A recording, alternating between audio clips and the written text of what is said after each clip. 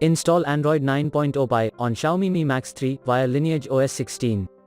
Please check the description for important notes and all the download links.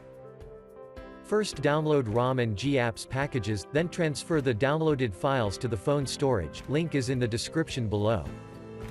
Step 2. Boot your device into TWRP recovery.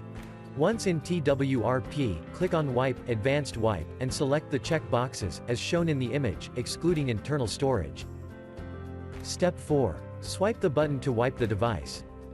Step 5. Go back to the recovery main screen, and tap on the Install button. Step 6. Navigate to the storage, and select the ROM zip file.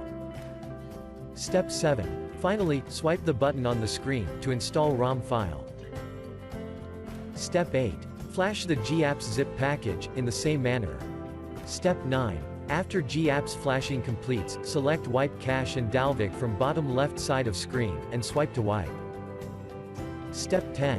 When the flashing process is complete, hit Reboot System. That's it, you have successfully installed the ROM on your device.